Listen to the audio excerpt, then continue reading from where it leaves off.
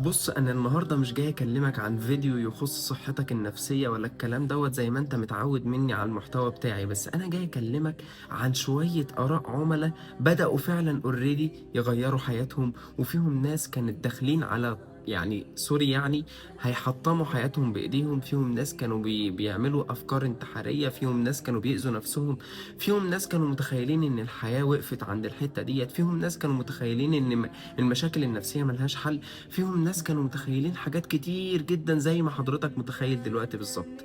الفكرة كلها ان هم خدوا الخطوة، بدأوا ياخدوا القرار في تغيير حياتهم. وهتسمع بنفسك آراء الناس وهتشوف بعينيك آراء الناس اللي فعلا غيروا حياتهم للأحسن، واللي مشاكلهم فعلا اتحلت بفضل الله سبحانه وتعالى. أنا أخصائي نفسي بساعد حضرتك إنك توصل لحتة بفضل الله كويسة جدا. مشكلتك النفسية والأسرية والاجتماعية ليها حل، ليها حل. ما من داء إلا وله دواء. ابدأ خطوة واقعية في حياتك، في تغيير حياتك للأفضل. ما تبقاش سوداوي، ما تبقاش شخص سلبي، ما تبقاش لا أنا مشكلتي ما بتتحلش. كل مشكلة بتتحل.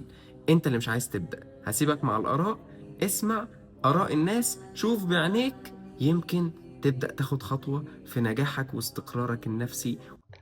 أول شيء أنا حابة أتشكر منك، شكرا. أنا عارفة إن أنا للحين بداية الرحلة، أوكي، بس شكرا على كل شيء عملت لي إياه. شخصيتي تغيرت، صار عندي ثقة أكثر، صار عندي راحة أكثر، حطيت لي النقاط على الحروف، صار عندي فلترة حق الحياة بطريقة ما. وفي أشياء كنت محتاجة أحد يأكد لي الجواب، وأنت قاعد تأكد لي الجواب بطريقة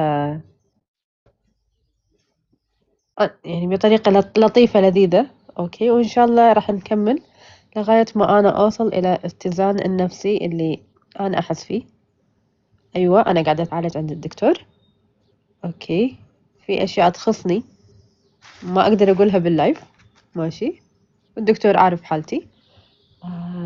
كل إنسان، أنا بالنسبة لي مثل ما الجسد يمرض نحتاج إن ناخذ عليه حبة مسكن، مثل ما الأسنان بتتوجع، حتى النفسية. بس وجع النفسية ممكن يسبب أمراض جسدية على فكرة. يعني أنا واحدة من الناس حقيقي. إذا كنت قلقانة أو متوترة معدتي بتوجعني بالقولون ف أوكي. ده بس أنا حقيقي. حابة أتشكر وأترك المجال حق غيري عشان شكرا ليك. فوق شكرا راسي ليك. اللي قاعد أسويه معاي. شكرا ليك، أوكي، ربنا وبس يبارك أنا فيك. أستأذن.